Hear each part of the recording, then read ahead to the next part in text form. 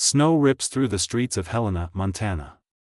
A 5-year-old boy crawls across the icy road, dragging blooded legs wrapped in torn pajamas.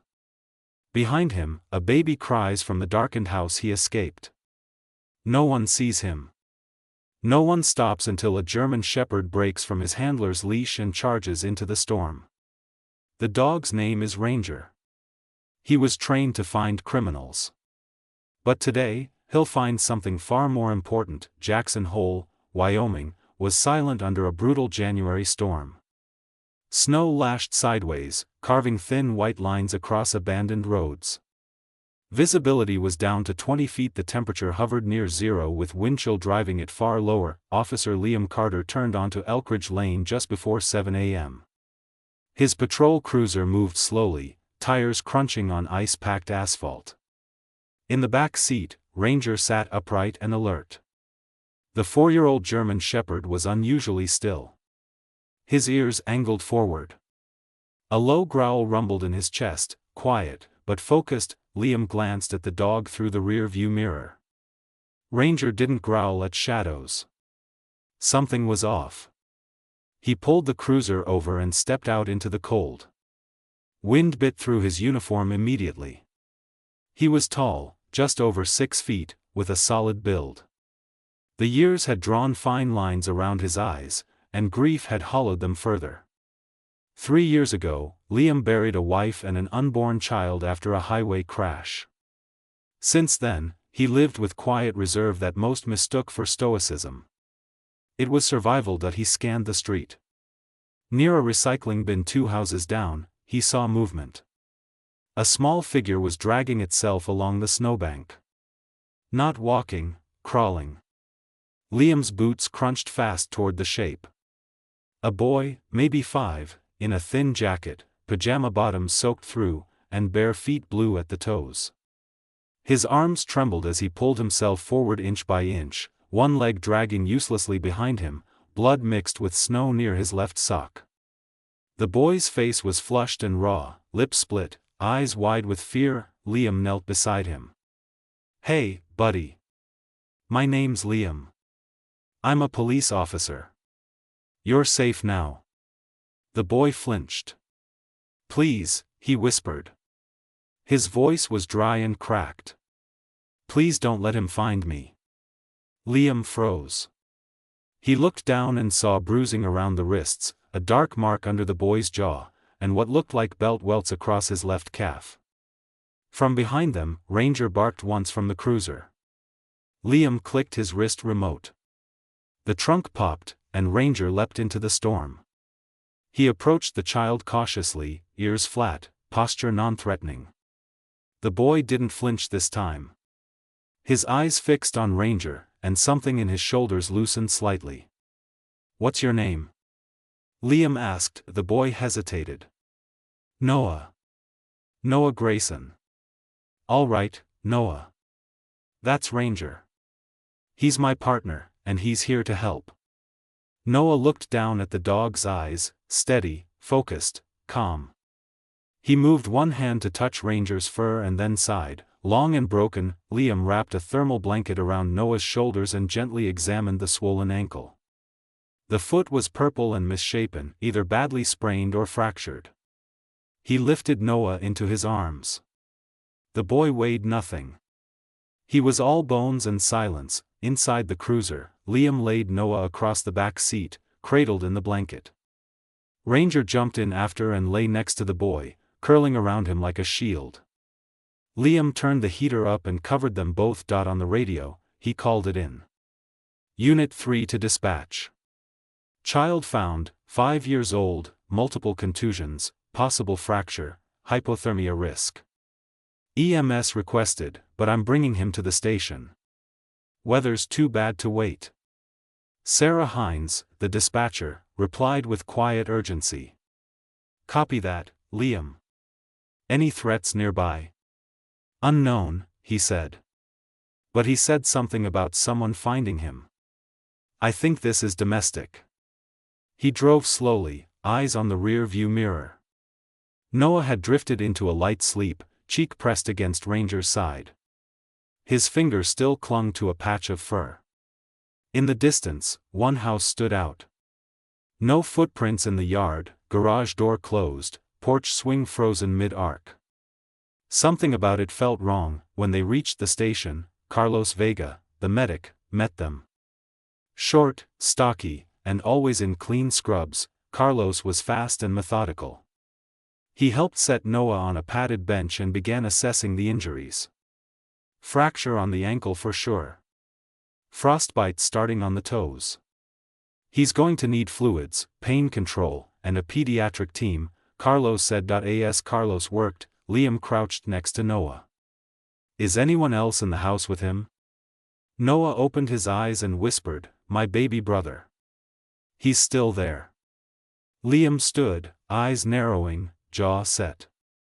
Carlos, keep him stable. I need backup. We've got another child inside that house. Officer Liam contacted Deputy Reed Cooper. Reed was younger, lankier, often underestimated because of his casual manner and boyish face. But he was quick to act. Liam gave the address of the Blue House on Elkridge Lane and kept the briefing short. We have reason to believe there's a second child inside. Infant, possibly left unattended. We're going in low profile.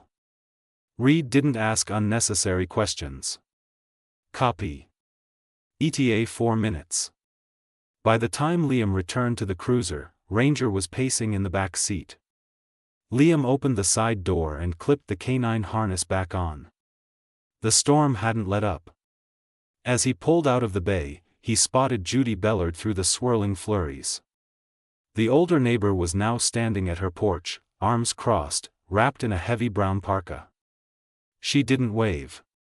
She just watched, face grim. Liam met Reed at the end of a side street. They parked under the canopy of a darkened pine, headlights off. Reed climbed in with his gear already strapped on. What do we know? Reed asked. House is owned by a man named Warren Doyle, 37. Records show multiple citations for disorderly conduct and suspected domestic assault. Charges always dropped.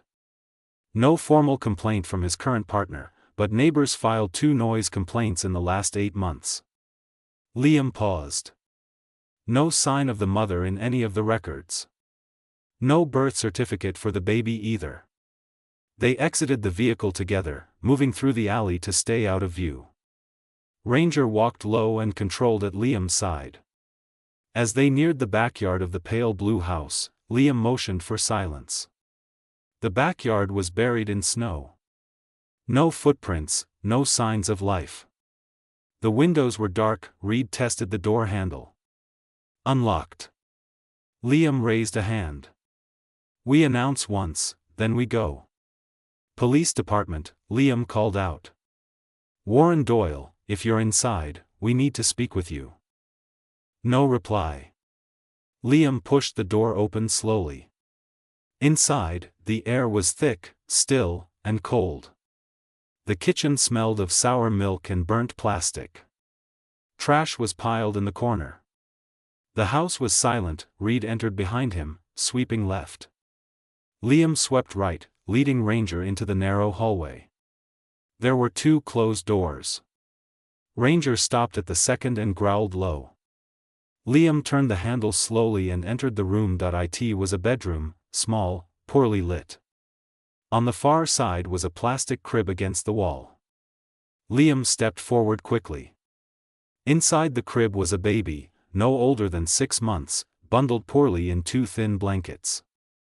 The child's face was pale, lips tinged slightly purple, but as Liam leaned in, the baby stirred, made a faint sound, weak but alive. Got him, Liam said softly. Reed entered seconds later. Is he okay? Cold, alive, needs medical attention immediately. Liam cradled the infant close to his chest. The child was light, too light. Ranger whined once and nuzzled Liam's elbow. They moved back through the hallway without incident. The house showed no sign of recent activity.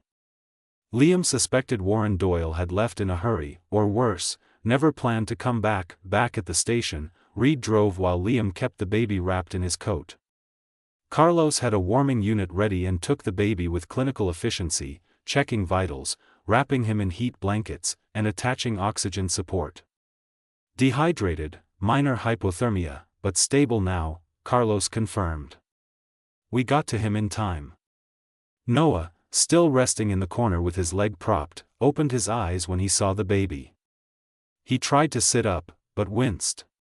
Is he okay? Noah asked hoarsely. He's safe, Liam said. You did good. The boy nodded once, then turned to Ranger and whispered, I told you he'd still be there. Ranger leaned closer and licked the back of the boy's hand. Officer Liam stood outside the small interview room, hands on his hips. Inside, Noah lay on a padded cot with his leg propped up. The baby slept in a temperature-controlled bassinet nearby. Ranger sat between them like a sentry. At the far end of the corridor, the station door opened, letting in a gust of cold air. A woman stepped through, brushing snow from her coat. She was tall, around 5 feet 10 inches, with an athletic build. Her hair was blonde, pulled back in a tight braid. Her eyes, gray-blue and observant, scanned the room quickly before settling on Liam. This was Detective Sarah Whitlock, sent from the county's Special Victims Unit, 32 years old, formerly military intelligence, known for her precision. Carter, she greeted flatly. I got the call. Where are we? Stable, but we need to talk to the older boy, Liam replied. Carlos finished bandaging Noah's forearm. When he stepped out, he spoke quietly. Ankle sprain, 2 fractured toes, multiple contusions in different stages of healing. That means repeated injury, not a single incident. Baby is dehydrated but stable. Both will need hospital care soon. Sarah nodded. We can transport once we get a statement.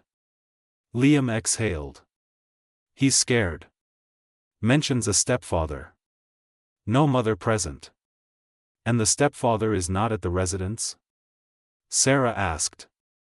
No. House was empty. No signs of a struggle. Just neglect. Sarah's jaw flexed.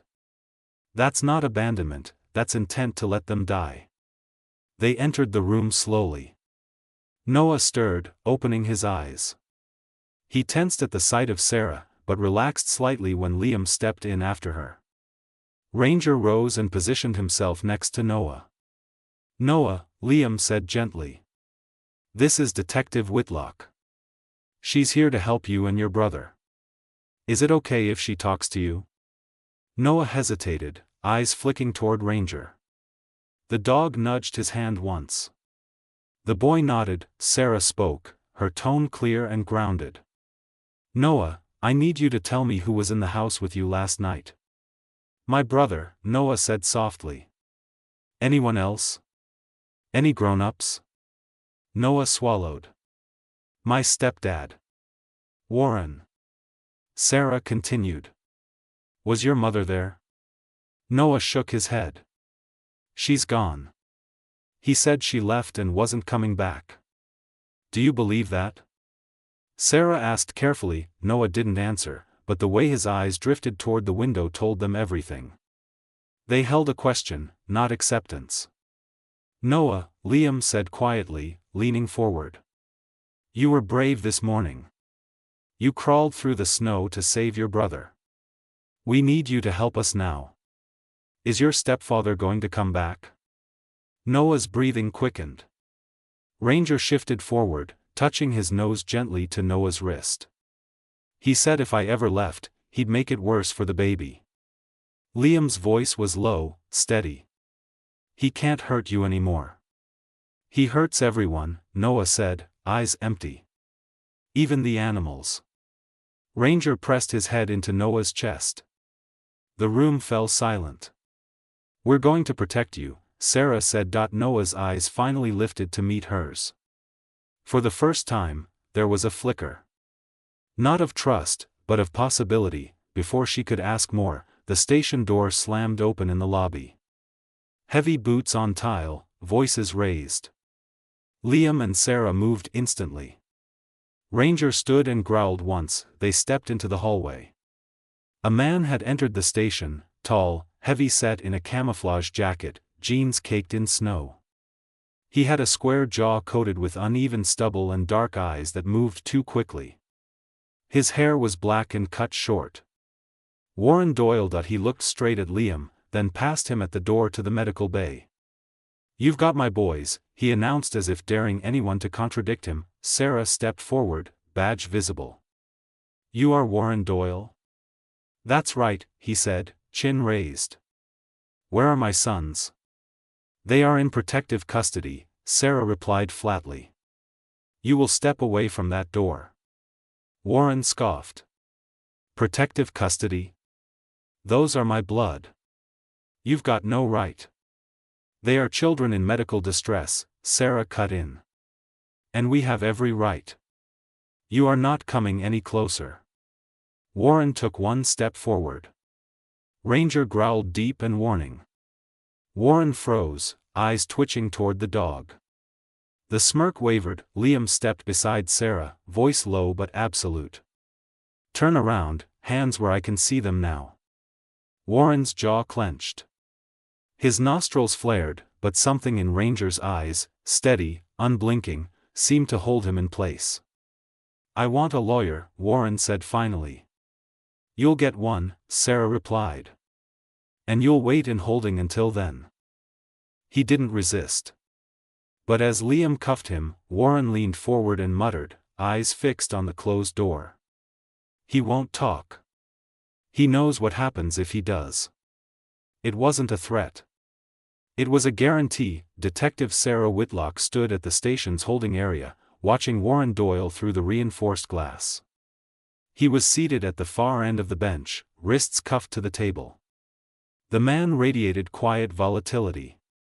"He's not going to talk," she said plainly. Liam didn't look up. "He won't need to. We're not building the case off his words." "I put a request into Child Protective Services," Liam added. "But there's a problem. No prior reports from the household. Not a single complaint registered by the mother." "That's not right," Sarah muttered. "Noah's injuries didn't happen overnight." "Exactly. Which means either the reports were buried or someone failed to act." Deputy Molly Tran walked in holding a beige file folder. Molly was petite with strong shoulders and a confident stride. In her mid-30s, she wore her jet black hair in a low ponytail. "I ran a deeper check on Warren Doyle's employment records," she said, setting the folder on the desk. "Turns out he worked under a contractor program that handles housing maintenance for the county that gave him access to low-income properties, including some with women and children flagged as high risk." Sarah's brow furrowed. "He had access to victims." "More than access," Molly continued. "One of the case workers who flagged a concern about a property last year, Marisol Vega, filed a formal report. It never got logged in the system." "Vega?" Liam asked. "Any relation to Carlos?" "His younger sister." Sarah took the folder and flipped it open. Inside was a printed report dated 11 months ago. It described a welfare check that never made it into official case files. The report mentioned verbal threats, suspected physical intimidation, and a woman with a bruise across her collarbone. Noah's mother. "Where is Marisol now?" Sarah asked. "Left the state 6 months ago. Last I heard, she was in Boise working at a community clinic." "Call her," Sarah ordered. "Ask her if she remembers this case. We need her statement." Molly nodded and left with the file. Liam exhaled, rubbing his jaw. "So that's why the trail's cold. They tried to report him. And someone buried it," Sarah added. Carlos returned with an update on the baby's condition. "Vitals are holding steady," he said. He paused. "I saw your note about my sister." Sarah turned. "Did she ever talk about that case?" Carlos folded his arms. "She came home crying after one of her visits, said she thought the system was broken. She mentioned a man with a truck, controlling, always hovering around a woman and 2 kids. She filed the report, but was told to leave it alone. Said it made her sick. We may need her to testify. She will, Carlos said firmly. Liam glanced at his watch. We still need to locate the mother. Noah didn't say she was dead, just gone, and he doesn't believe it. Sarah nodded. Let's go back in. I want to ask him myself. In the interview room, Liam sat down again beside Noah while Sarah remained standing at a respectful distance. Ranger adjusted slightly, still pressed against the boy's leg. Noah, Sarah began gently. Can you tell us about your mom? Noah didn't speak at first. Then he looked up. She was trying to leave. She packed a bag one night when Warren was gone. She told me not to wake the baby. Did she leave? Sarah asked. No, he came home early. She hid the bag behind the dryer. What happened next? He yelled, Noah said, and his face tensed. He threw her phone. She tried to lie, said she was just cleaning, but I saw her cry after. Did he hurt her? Liam asked. Noah hesitated, then nodded. Did you see her after that night? No, the boy whispered. He said she left, but the bag is still behind the dryer. Liam and Sarah exchanged a look. If the bag was still in the house, she never left voluntarily. It was a critical piece of evidence. We'll go back, Liam said. Secure the scene again. If we find that bag, we reopen the house as a crime scene. Sarah stood. And we find out what happened to the mother. The snow had lessened but hadn't stopped entirely. Officer Liam Carter stood once again on the porch of the Doyle residence. But this time, the door didn't creak with dread. It opened with resolve. Liam entered first, followed closely by Detective Sarah and Deputy Molly. Ranger padded in behind them. The house smelled like mildew and scorched meat. The power had been cut for forensic safety. Portable lanterns illuminated the living room in a cold yellow haze. Sarah moved toward the hallway. The laundry room is back here. The dryer was an older model, white enamel chipped at the edges. Liam knelt down, reaching behind it carefully. His hand froze. He pulled out a worn canvas duffel bag, light green, the zipper half open. Sarah opened it carefully. Inside were women's clothes, a wallet with a driver's license for Claire Doyle, and a prepaid cell phone with a dead battery. Sarah held the wallet under the lantern light. She never left. Molly photographed everything. If she planned to go, this would be the one thing she wouldn't forget. Liam exhaled. We need to search the crawl space. He wouldn't leave her somewhere obvious. Sarah nodded. I want CSU here within the hour. Mark everything. They spent the next hour combing through the lower half of the house. Then came the crawl space. The entrance was behind the water heater, a narrow square opening covered with a loose panel. Liam unscrewed the corner bolts and lifted the board. He clicked on his headlamp and crawled in. The space was tight. He moved forward slowly, scanning with his light. Rodent droppings, rusted nails, an old box of children's books, and then a blue bracelet. He bagged it and moved farther. Behind a rotting sheet of plywood, he found disturbed soil, fresh, loose, piled in a way that didn't match the rest. Sarah, he called out, get CSU here now and bring the coroner. They didn't need to dig. The smell told them what they already feared. Back at the station, Noah sat on the floor in a therapy room with Ranger beside him. A new social worker had arrived. Kendra Hall, mid-40s, soft-spoken, tall and thin, with curly auburn hair. She didn't sit across from Noah. She sat near the wall, letting the silence build first.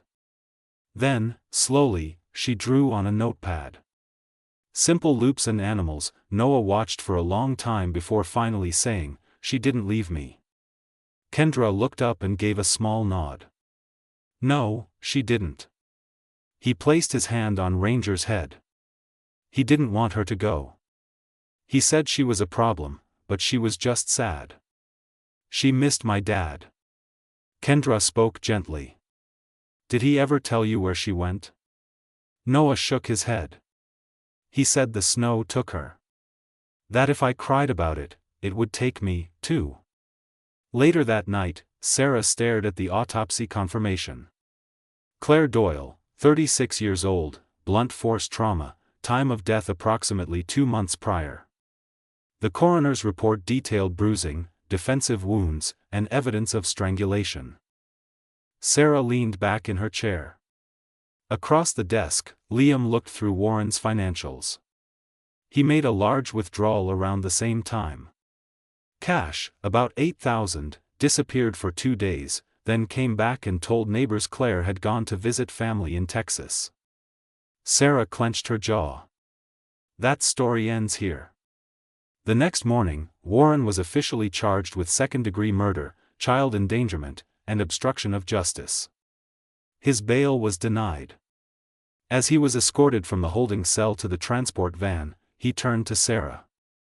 You think the boy will stay quiet? He sneered. Sarah stared him down, eyes like steel. He doesn't need to talk. The truth already did. Ranger, watching from behind the glass, gave a low growl. Warren flinched. The courtroom in downtown Helena was small. Afternoon light cut across the dusty blinds. Detective Sarah sat quietly behind the prosecution's table. Her eyes not on the judge, but on the boy sitting in the front row. Noah, now in clean jeans and a red sweatshirt 2 sizes too big, sat with his small hands folded in his lap. Ranger lay at his feet, eyes alert, but calm. Judge Meredith Langley was presiding. She was in her early 60s with a sharp voice and eyes that didn't tolerate evasion. She wore rimless glasses and her silver hair was tightly pulled into a knot. We'll reconvene for formal arraignment on Tuesday, she concluded. Until then, Mr. Doyle remains in custody without bail. The gavel struck. After the hearing, Sarah escorted Noah out a side door. As they reached the back seat, Noah paused. Where are we going now? He asked. Sarah crouched to his eye level. To meet someone who might take care of you and your brother, just for a while until we find what comes next. He looked down at Ranger. Is he coming? He'll be with you as long as you want him, she said. Noah nodded and climbed into the seat. Ranger followed. The foster home was on the edge of town, past a row of pine trees. The house was a 1-story ranch-style painted cream with blue shutters. Inside, the warmth from a wood stove greeted them immediately. The foster parent, Angela Whitmer, opened the door before they knocked. She was in her early 50s, medium height, with a wide, welcoming face framed by wavy chestnut hair. She wore thick wool socks, a flannel shirt, and jeans. Come in, she beckoned. You must be Noah. Noah stepped in cautiously. A small infant's cry echoed from a back room. Angela motioned to the hallway. Your brother's just waking up. Would you like to see him? Noah nodded and followed her. She returned a few minutes later holding the baby. She handed the infant to Noah with practiced ease. He took the baby carefully, holding him close, his shoulders relaxing for the first time. Angela turned to Sarah. They can stay here as long as needed. Sarah looked around. How many children do you usually take? Just one at a time now, Angela said. But for these 2, I'll make it work. That evening, Noah lay curled up in a twin bed under a checkered blanket. Ranger was sprawled beside him on the rug. A nightlight glowed softly in the corner. Angela knocked gently on the door. Need anything? Noah shook his head, then paused. Do you know how to make grilled cheese? He asked. She chuckled. I've been told I make the best grilled cheese in all of Montana. He gave a tired smile. Angela started to close the door, then stopped. If you ever want to talk, I'm a good listener and a better hugger. Noah didn't reply, but Ranger thumped his tail once. Morning light streamed through the kitchen window as Angela poured warm milk into a blue ceramic mug. Noah sat at the table, legs swinging under the chair. Ranger rested by the doorway. The baby was still sleeping in the nursery. Angela placed the mug in front of Noah. "I know it's hard to be somewhere new," she said gently. "But I want you to know you're safe here." Noah looked down at the mug. "Will we have to leave again?" Angela shook her head. "Not unless you want to. This is your home for now." Noah nodded slowly. Then, out of nowhere, he asked, "Do you know how to read cursive?" Angela blinked, then smiled. "I do." Noah reached into the pocket of his sweatshirt and pulled out a folded piece of paper. It was wrinkled and faded, the edges torn slightly. He slid it across the table. "I found it in Mommy's coat," he said, "but I can't read it." Angela unfolded it carefully. The handwriting was neat but shaky. It read, "Noah, if you ever find this, I want you to know I never meant to leave you. I love you with all my heart. I tried to protect you. I did my best. I hope one day you'll understand." Angela's throat tightened. "Did she write it?" Noah asked. Angela folded the note back. "Yes, and it means she loved you very, very much." That afternoon, Detective Sarah drove back out to the Doyle residence. A small team from the state's Family Services Division met her there. One of them was Carl Espinoza, a veteran case investigator in his mid-40s. "We're cataloging personal belongings," he told Sarah. "Anything with Claire's handwriting, we'll preserve." "There might be journals," Sarah added. She was isolated. Writing could have been her only outlet. They entered the bedroom. The walls were bare, but Carl spotted something taped inside the closet, a small envelope. Inside were 3 more notes, short messages, unfinished thoughts. One of them had a date 2 days before Claire's disappearance. Carl read silently, then looked up. She knew she was in danger. Sarah took the letters carefully. "We need to show these to the ADA." Back at the station, Assistant District Attorney Julia Mendez reviewed the notes. She was in her late 30s, tall and slim with dark almond skin, sharp cheekbones, and dark curls pulled into a low bun. She looked up from the papers. "These qualify as victim impact material. They'll support our argument for a longer sentence, and they clearly contradict the defense's narrative of abandonment." Sarah nodded. "Warren's manipulation ran deeper than we thought." Julia set the papers down. "We go for the maximum. No deal." That evening, as snow flurried once more over Helena, Angela helped Noah write a letter of his own. He sat with a pencil, chewing the eraser, thinking hard. "Do I have to make it long?" he asked. Angela shook her head. "Just honest." He wrote carefully. "Dear Mommy, I got your letter. I miss you. Ranger keeps me safe. The baby is okay. I had grilled cheese. Love, Noah." Angela smiled and placed the note in an envelope. They put it in a wooden box on the mantel labeled Mommy's Letters. That night, Noah slept soundly. In the quiet, Ranger rose, padded to the bedroom door, then lay down again, ears up. He had guarded soldiers. He had guarded warehouses. Now he guarded a child's dreams. Sometimes the smallest voices carry the loudest prayers. A little boy with a bruised spirit, a fallen mother, a noble dog with watchful eyes, and a foster home lit by compassion. Together, they remind us that miracles don't always come with thunder or lightning. Sometimes they arrive in quiet rooms, warm blankets, and people who simply care. If you've ever doubted whether good still exists in this world, let Noah's story remind you it does. And often it walks in on 4 paws, led by love and watched over by grace.